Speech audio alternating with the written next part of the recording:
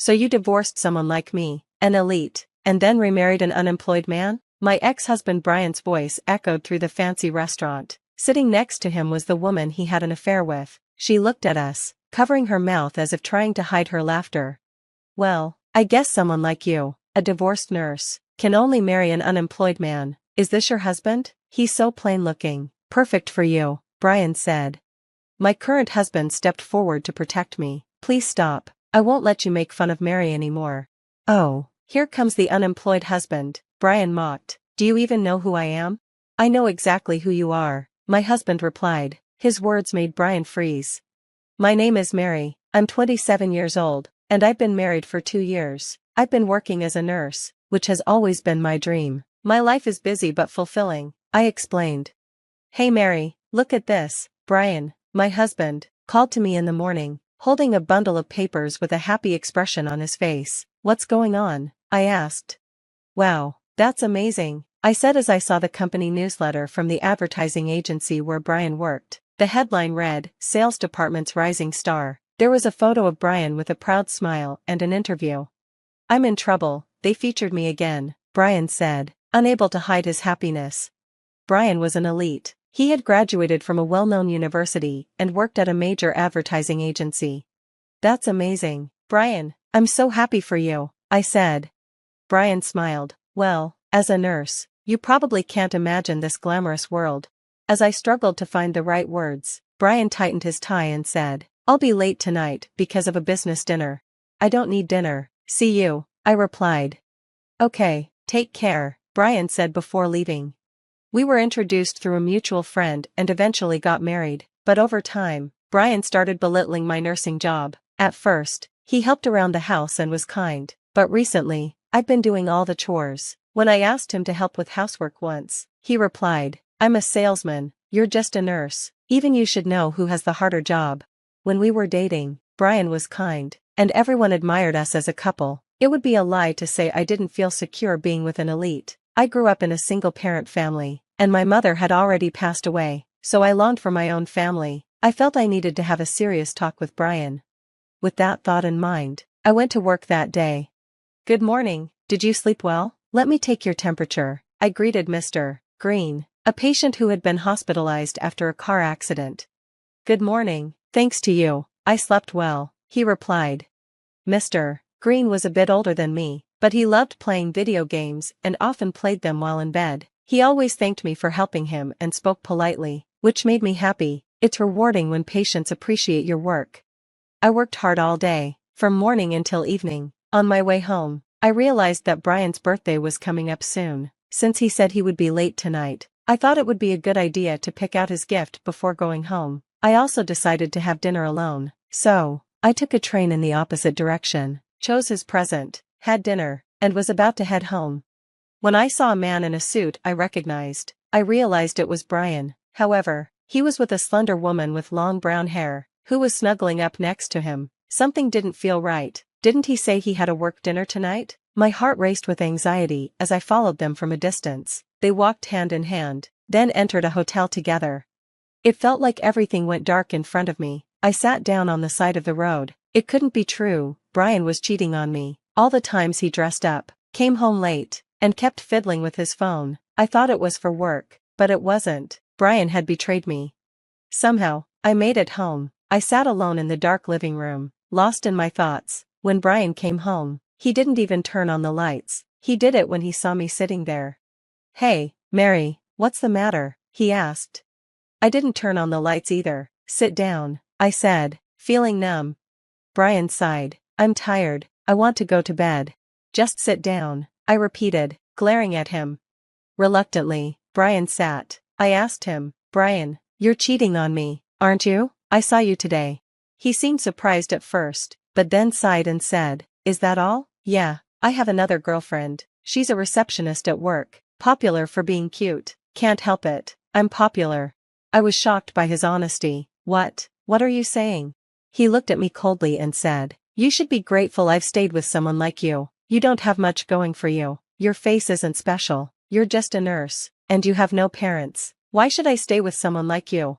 I was speechless. He continued, It doesn't matter now. I kept you around as a housekeeper, But you're no longer needed. Pack your things and leave.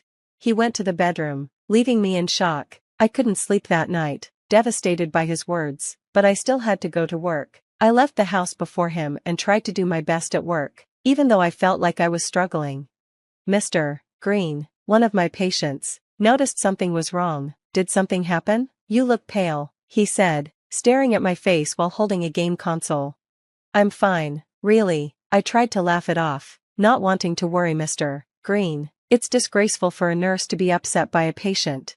Mr. Green shook his head and said, don't ever call yourself a disgraceful nurse, even as a joke. I think I can be discharged today, thanks to your care. I can't ask what happened, but you'll be okay. You deserve happiness. His words, you deserve happiness, gave me the encouragement I needed. Holding back my tears, I bowed to Mr. Green in gratitude. That day, I packed my things, left the completed divorce papers, and moved out of the house. The next day, Brian called. I filed the divorce papers. Understood? Now you're just a divorcee with no parents and an ugly nurse. Good luck being happy. Goodbye. I couldn't stand hearing his mocking voice any longer, so I hung up, and with that, our divorce was finalized. For about a year after that, I threw myself into my work even more. I requested a transfer to a busier department, leaving me no time to feel lonely. Maybe it was for the best.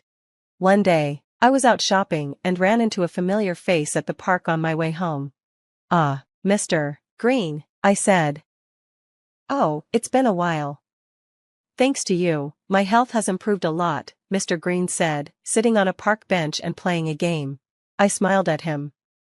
We chatted for a while, and I told him about finding out about my husband's affair and how his encouragement had helped me through the divorce. Mr. Green seemed surprised. That must have been tough. You did well to get through it. Thank you, I said. I've been holding on to your words, you'll be okay, like a charm. On my way home that day, Mr. Green invited me to dinner. We exchanged contact information, and even though we went home that night, we continued to go on several dates afterward. Eventually, I agreed to start a relationship with Mr. Green, now Sam. Sam and I were able to go on dates, even during the weekdays. In other words, he didn't seem to have a job. Even so, he always treated me to meals. At first, I found Sam's lifestyle a bit mysterious, but what I liked most was his personality. He was always relaxed, calm, and polite to everyone, treating me with great care. His hobby was gaming, and although I had never played before, I started joining him when we played together. Sam was clearly being easy on me, but I appreciated his kindness. A year after we started dating, Sam proposed. I'm not beautiful, and I don't have any parents. Are you sure this is okay? I asked him. Sam seemed a bit troubled and said, Mary, you're still hurt from your previous marriage, aren't you? But you're a wonderful woman.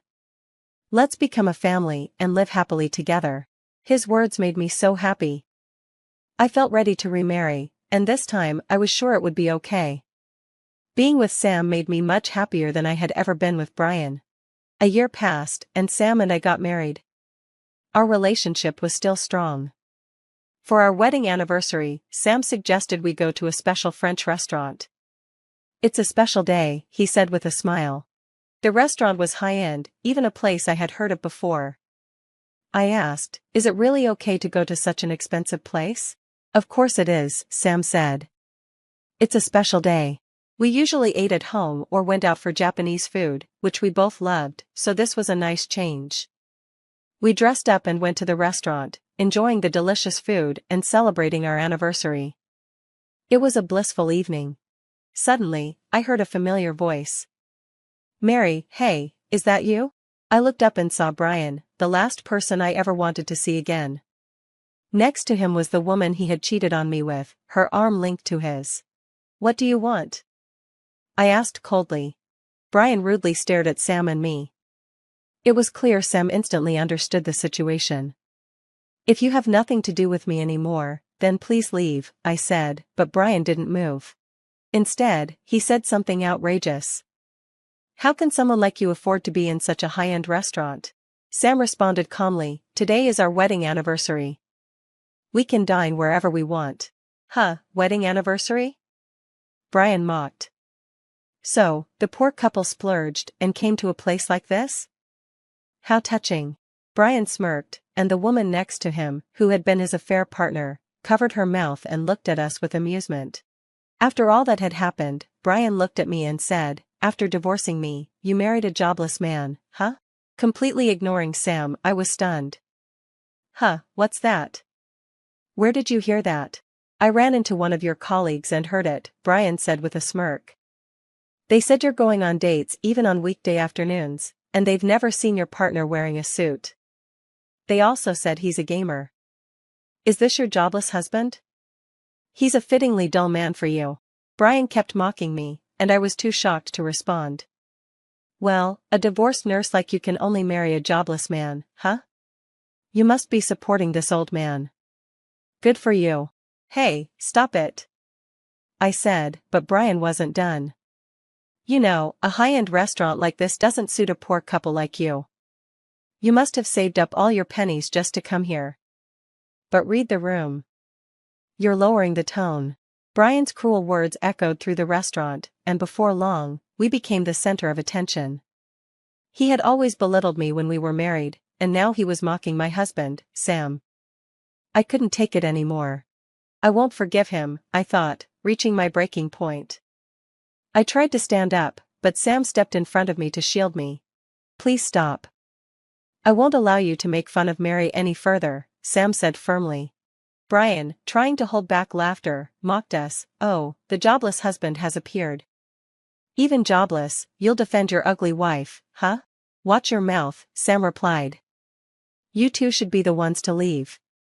Just go." Brian glared at Sam and said, "Don't you dare stand up to an elite like me when you're just a jobless old man. I don't care if you're an elite or whatever. Just leave," Sam said, unyielding. Brian's face twisted with irritation as he said, "Hey, don't you know who I am? I'm the #1 salesman at S Advertising, and I graduated from W University. S Advertising makes TV commercials for K Foods and M Games. I'm on a completely different level from a jobless nobody like you. You have no right to speak to me." Sam paused for a moment and then spoke in a low voice. "I know who you are very well. Now, who do you think I am?" Brian was momentarily confused. "Huh? There's no way.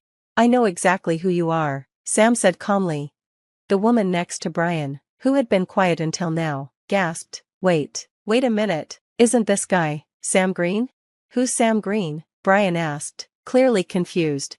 The woman quickly explained, "He's the founder of M Games. He graduated from the Massachusetts Institute of Technology and became a top figure in the gaming industry in just 10 years. He's a genius engineer and entrepreneur." "What?" Brian's face turned from red to blue as he processed this. Sam spoke again, straight-faced, "Yes, I am Sam Green, the founder of M Games. I'm currently the chairman, having stepped back from day-to-day management." I realized that Sam was the founder of the super-famous game company, M Games. Suddenly, everything made sense: his free time on weekdays, his constant gaming. "Wait, M Games is one of our major clients," Brian said, now pale and trembling. "You're the one who handles all our TV commercials and magazine ads. The advertising budget must be in the billions." "That's right," Sam said with a smile. At that moment, Brian and the woman next to him bowed their heads, clearly shaken. "We're so sorry, please forgive us. We had no idea you were the chairman of M Games." Sam replied coolly, "You're apologizing to the wrong person. You should be apologizing to Mary." Brian turned to me and bowed deeply. The woman looked at him in shock. "Miss Mary, I'm so sorry for what happened when we were married and for today. Please forgive me." I almost laughed at how pathetic Brian looked, but managed to hold it in. Sam asked, "Mary, what will you do?" I replied, in a calm but firm tone, "No, it's impossible to forgive him. Please don't ever show up in front of us again," I said firmly, and Sam grinned, giving me a small thumbs up. Then he bent down and whispered in Brian's ear, "Mary is a perfect wife for me. I'll make her happy from now on, so you should worry about your own future." Brian, pale and trembling, and the woman next to him quickly left, their tails between their legs. Sam and I continued our meal. I smiled at him, and he spoke gently, "Let's continue enjoying our meal." We had a peaceful evening. 6 months later, Sam instructed M Games to stop working with S Advertising. He reported Brian's horrible attitude, and as a result, Brian was fired. His elite career was probably over. To make things worse, the woman who had been about to remarry Brian gave up on him and left. Now, Brian was alone, living in a shabby apartment, but that was none of our concern. As for us, we had recently found out I was pregnant. Sam was so happy that he jumped up and down. He had also returned to game development after a long break and was now focusing on making games that could be played with children. Watching Sam, I hoped that this happiness would last forever.